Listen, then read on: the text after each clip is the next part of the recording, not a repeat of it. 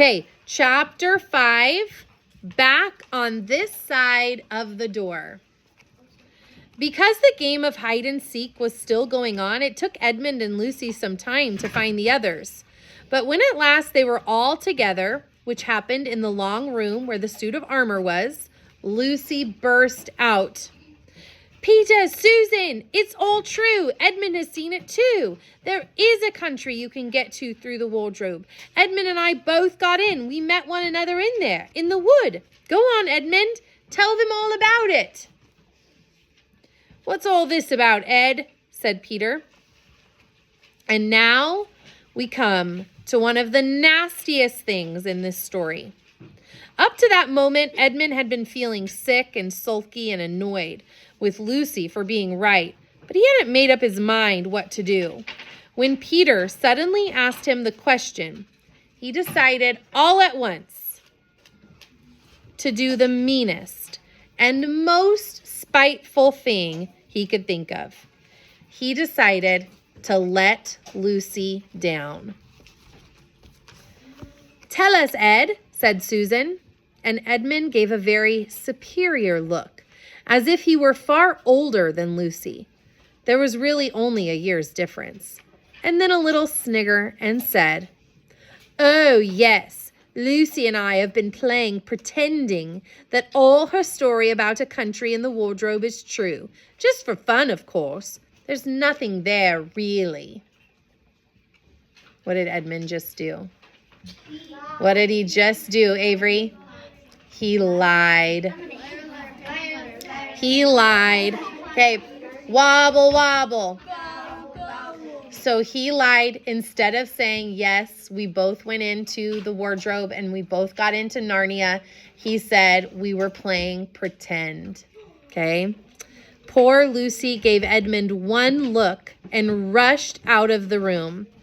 Edmund, who was becoming a nastier person every minute, thought that he had scored a great success and went on at once to say, There she goes again. What's the matter with her? That's the worst of the young kids. They always... Look here, said Peter, turning on him savagely. Shut up. You've been perfectly nasty to Lou ever since she started this nonsense about the wardrobe. And now you go playing games with her about it and setting her off again? I believe you did it simply out of spite. But it's all nonsense, said Edmund, very taken aback. Of course it's all nonsense, said Peter. That's just the point. Lou was perfectly all right when we left home. But since we've been down here, she seems to be either going queer in the head or else turning into a most frightful liar. But whichever it is, what good do you think you'll do by jeering and nagging at her one day and encouraging her the next? I thought, said Edmund, but he couldn't think of anything to say. You didn't think at all, said Peter. It's just spite. You've always liked being beastly to anyone smaller than yourself. We've seen that at school before now. Do stop it, said Susan. Please, whatever that is, let's put it away. Thank you. Do stop it, said Susan. It won't make things any better having a row between you two. Let's go and find Lucy. It was not surprising that when they found Lucy a good deal later, everyone could see that she had been crying.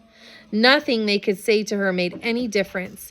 She stuck to her story and said, I don't care what you think and I don't care what you say. You can tell the professor or you can write to Mother or you can do anything you like.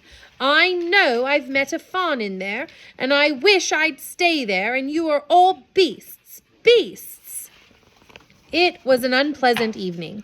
Lucy was miserable, and Edmund was beginning to feel that his plan wasn't working as well as he had expected. The older two ones were really beginning to think that Lucy was out of her mind. They stood in the passage talking about it in whispers long after she had gone to bed. The result was the next morning they decided that they really would go and tell the whole thing to the professor. He'll write to Father if he thinks there's really something wrong with Lou, said Peter. It's getting beyond us. So they went and knocked at the study door, and the professor said, Come in, and got up and found chairs for them and said he was quite at their disposal. Then he sat listening to them with the tips of his fingers pressed together and never interrupting till they had finished the whole story. So can you picture the professor with the tips of his fingers together? Very, very thinking like this. Is he giving them his full attention?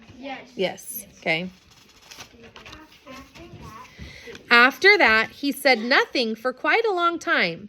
Then he cleared his throat and he said the last thing either of them expected. How do you know, he asked, that your sister's story is not true? What do you think they expected him to say? What do you think they expected him to say, Noah? She's pretending. She's just a little girl. She's using her imagination. But he is an adult, and he says, how do you know that what she's telling you is not true? Maybe he knows something we don't know. But began Susan, and then stopped. Anyone could see from the old man's face that he was perfectly serious. Then Susan pulled herself together and said, But Edmund said they had only been pretending. That is a point, said the professor, which certainly deserves consideration. Very careful consideration. For instance, if you will excuse me for asking the question, does your experience lead you to regard your brother or your sister as the more reliable? I mean, which is the more truthful? That's just the funny thing about it, sir, said Edmund. Up till now, I'd have said Lucy every time. And what do you think, my dear? Said the professor, turning to Susan. Well, said What's... You said Edmund, it's Peter. Okay, sorry, Peter. Said Susan, in general, I say the same as Peter, but this couldn't be true. All this about the wood and the fawn. That is more than I know, said the professor, and a charge of lying against someone whom you have always found truthful is a very serious thing, indeed. We were afraid it mightn't even be lying, said Susan. We thought there might be something wrong with Lucy. Madness, you mean? Said the professor quite coolly. Oh, you can make your minds easy about that. One has only to look at her and talk to her to see that she is not mad. But then, said Susan and stopped. She had never dreamed that a grown-up would talk like the professor and didn't know what to think. Logic, said the professor, half to himself. Why don't they teach logic at these schools? There are only 3 possibilities. Either your sister is telling lies, or she is mad, or she is telling the truth. You know she doesn't tell lies, and it is obvious that she is not mad. For the moment, then, and unless any further evidence turns up, we must assume that she is telling the truth. Susan looked at him very hard and was quite sure from the expression on his face that he was not making fun of them. But how could it be true? Said Peter. Why do you say that? Asked the professor. Well, for one thing, said Peter, if it was real, why doesn't everyone find the country every time they go in the wardrobe? I mean, there was nothing there. When we looked, even Lucy didn't pretend there was. What has that to do with it? Said the professor. Well, sir, if things are real, they're real all the time. Are they? said the professor, and Peter did not know quite what to say.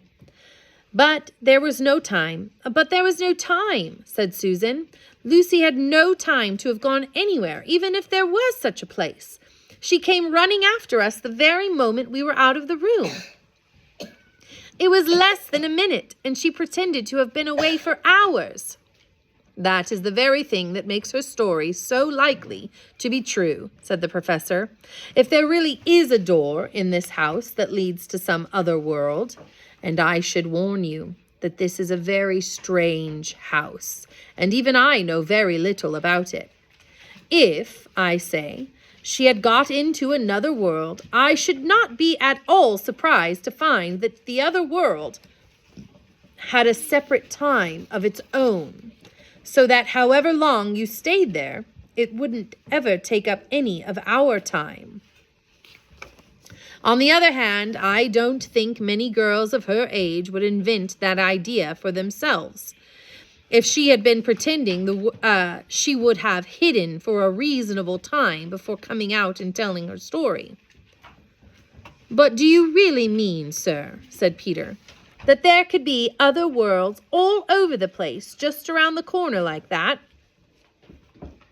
Nothing is more probable, said the professor, taking off his spectacles and beginning to polish them, while he muttered to himself, I wonder what they do teach them at these schools. But what are we to do? Said Susan. She felt that the conversation was beginning to get off the point. My dear young lady, said the professor, suddenly looking up with a very sharp expression at both of them, there is one plan which no one has yet suggested, and which is well worth trying. What's that? Said Susan.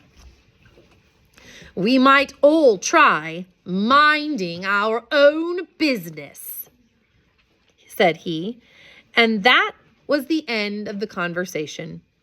After this, things were a good deal better for Lucy. Peter saw to it that Edmund stopped jeering at her, and neither she nor anyone else felt inclined to talk about the wardrobe at all.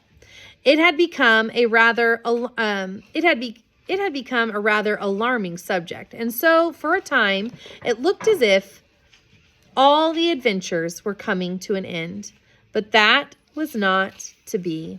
This house of the professor's, which even he knew so little about, was so old and famous that people from all over England used to come and ask permission to see over it. It was the sort of house that is mentioned in guidebooks and even in histories. And, well, it might be, for all manner of stories were told about it. Some of them even stranger than the one I am telling you now. And when parties of sightseers arrived and asked to see the house, the professor always gave them permission. And Mrs. Macready, the housekeeper, showed them around, telling them about the pictures and the armor and the rare books in the library. Mrs. Macready was not fond of the children and did not like to be interrupted when she was telling visitors all the things she knew. She had said to Susan and Peter almost on the first morning, along with a good many other instructions, and please remember you're to keep out of the way whenever I'm taking a party over the house. Just as if any of us would want to waste half a morning trailing around with a crowd of strange grown-ups, said Edmund. And the other three thought the same. That was how the adventures began for the second time. A few mornings later, Peter and Susan were looking at the suit of armor and wondering if they could take it to bits when the two girls rushed into the room and said, Look out! Here comes the Macready! And a whole gang with her.